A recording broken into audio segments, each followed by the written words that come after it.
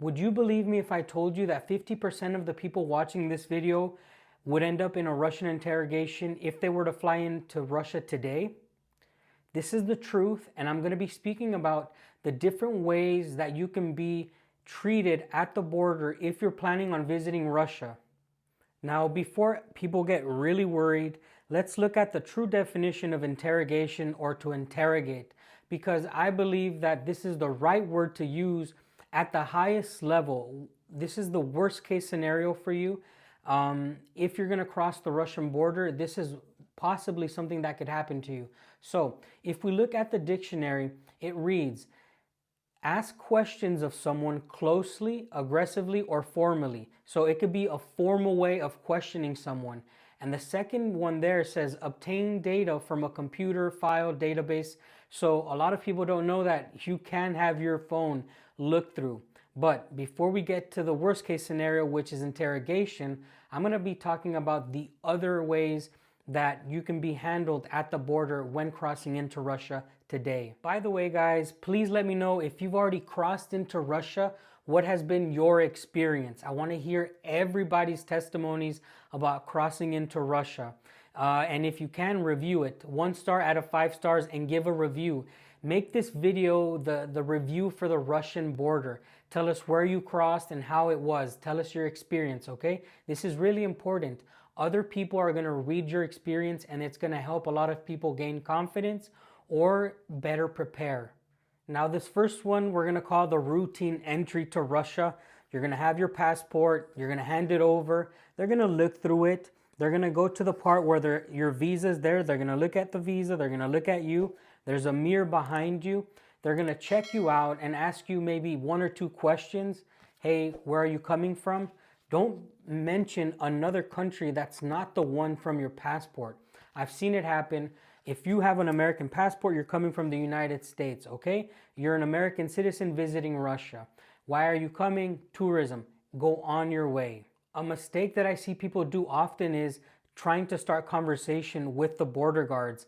Around the world, they're known to be not so friendly. In Russia, they want nothing to do with you. Okay, so keep it professional. Answer whatever questions they have, and if they don't talk to you, don't ask them anything. Don't talk to them.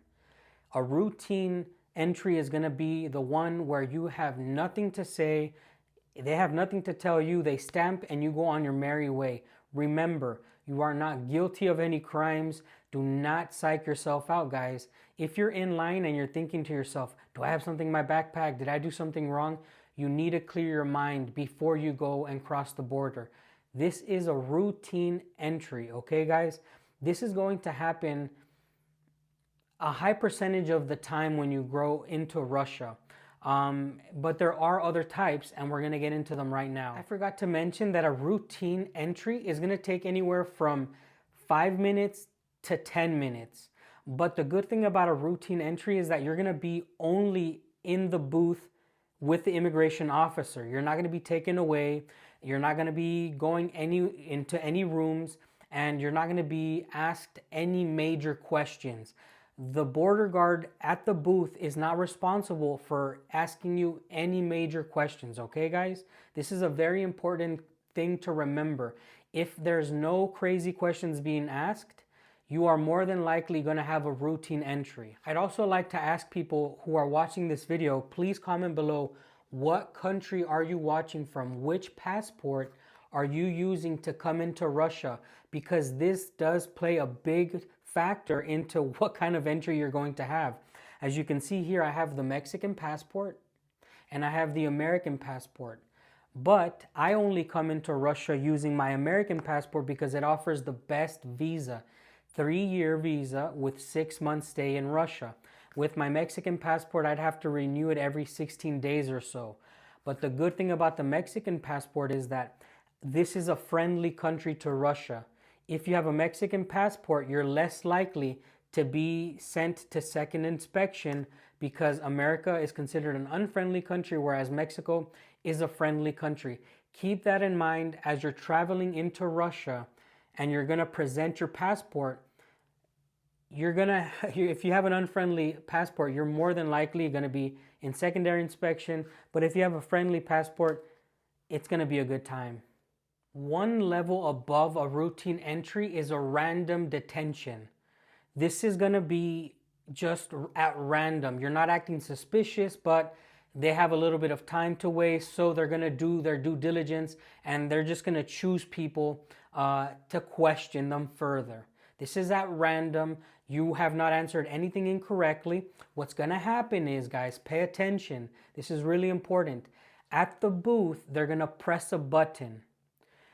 The person inside the booth is going to take your passport, open it, probably to your visa, and they're going to wait for a police to come and pick you up from the booth. This happens so often, it's going to be fine. Your passport gets confiscated, they're going to take it away. What's going to happen next is you're going to have to wait until there is an available border guard to ask you follow-up questions. At this time, you're not actually being interrogated. This type of stop can take anywhere from 1 hour to 3 hours at most, and you're not going to have to play hardball. The questions are going to be very general questions about what you're going to do, where you're going to go, and it can take a long time because there might be a big queue. It has nothing to do with background checks or craziness. There's no spies looking through your bags. The reality is, at the airport, there's a lot of people, and this is a random detention, okay? This is one level above the normal entry that we just mentioned, and I can understand how people can be very, very worried. One major difference between the routine entry and the random detention is that the questions that they're going to ask do start to feel a little bit more personal. You do start to feel the heat. But again, you have nothing to hide. I have to tell people all the time that they're not as important as they think they are. So when they're asking you questions, be honest. You should not be coming to Russia if you're a bad person anyways. So you should have nothing to hide. Answer the questions and you'll be all right. I promise. And if you have any questions about this topic before we go on, remember, we do have the Russian Experience Telegram. You can join it, and if you're traveling to Russia anytime soon, we can prepare you with information further and more in detail than this. Now, there is 2 more levels above the one we just spoke about. The last level is deportation and cancellation of your visa. If you really royally mess this up, guys, you can be expelled and banned from coming into Russia. And I'm going to give you an example of that a little bit later. So let's continue on with this video. Now we get to the one that everybody fears. And a lot of Westerners will make videos talking negatively about Russia because they'll say, we got interrogated. Oh, they interrogated me. They kept me for 5 to 10 hours and they were breaking me. You know, they're borderline going to say that they were being waterboarded. People exaggerate this. When I travel to Mexico, sometimes go into the United States and they give me secondary inspection and we're there up to 5 hours sometimes. Now, Russia, because it's a huge country, because there has a lot of people coming in from all over the world, right? It has to take its time. It has to process everything. This is it, guys. We're going to be talking about what happens when you get interrogated in Russia. I can understand why this topic makes a lot of people uncomfortable, but it's very important to let you know that this happens all over the world. And I'm not defending Russia, but this has happened to so many people going into Canada, going to the United States, and blah, blah, yada, yada. So guys, in the interrogation phase, you're going to be asked questions that don't seem normal to the average person wanting to go somewhere. It can get political. They can ask you, who do you support? What kind of organizations are you in? If you were in the military like me, they can try to ask a lot of military questions. I have been interrogated in Russia because of my military background, and I know that it's going to happen. So I can only give a certain amount of information. It's illegal for me to start talking about the United States military, my Afghanistan campaign, what kind of weapons we used, all of this stuff. If they try to do that, you can legally say, hey, by the way, that is against the Geneva Convention, or like I'm not a prisoner. You can't just question me about these things.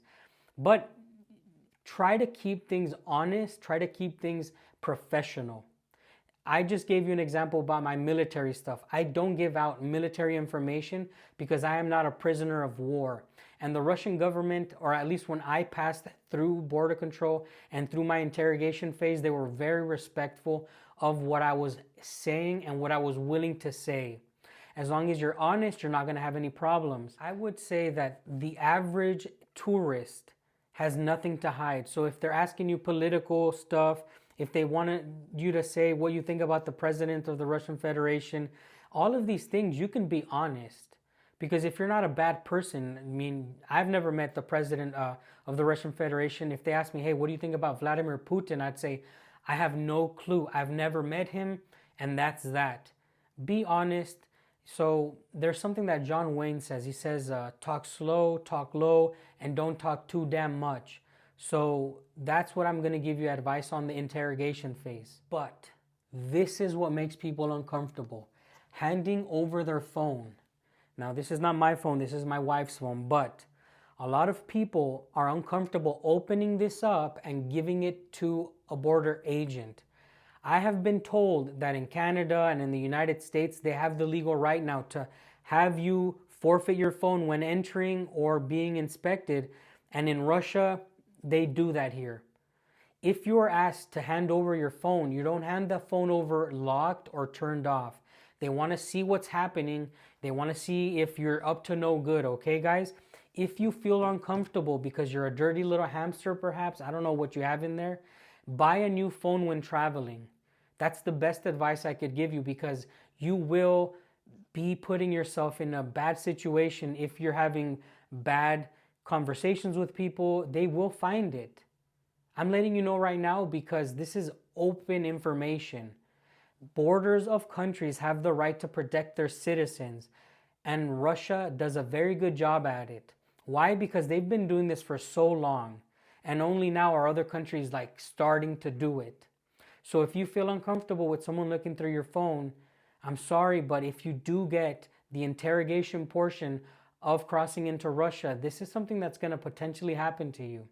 By the way, if you've watched this far, please consider subscribing. We are on the road to 90,000. That is the goal for 2025. 90,000 subscribers would be really, really awesome. And I really appreciate all of the support that we've been having up until now. I think if I do this, we have this happening in the background, right? So far, so good, guys. I hope you're enjoying this video, and let's just finish strong. The worst case scenario is you have bad intentions. You have intentions to undermine Russia or support enemies of Russia. They will figure you out and you will be banned from the country. You will have your visa canceled. I'm going to show you two examples from YouTubers, and we already know them because I've covered at least one of them. So the first one is obvious. The Bald and Bankrupt guy.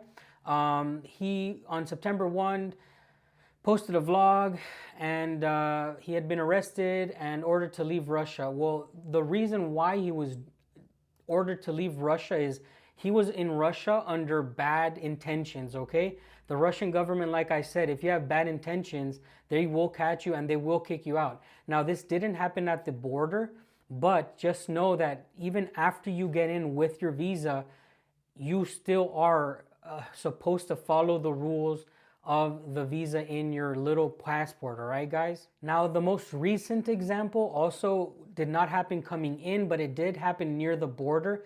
It's the Sabbatical Tommy guy, and I made a video about him, debunking him. If you want to see that video, it'll be pinned down below or showing somewhere on the screen. But this guy lied about being arrested for no reason, and we're going to see what he has to say, because if you come to Russia and you want to undermine Russia and you want to support Ukraine, which he openly said that is an enemy of Russia, and you're just here to start problems, you're going to get kicked out, man. Be a tourist. Enjoy traveling. Enjoy the world. Come to Russia as if it was any other country in the world. But this is what happened to him. This is what he had to say when he's leaving. Hello. I just spent the last 18 days in prison, and I'm currently at the migration office in Deportation. my visa was just canceled, and all I'm hoping to do right now is just get out of this country.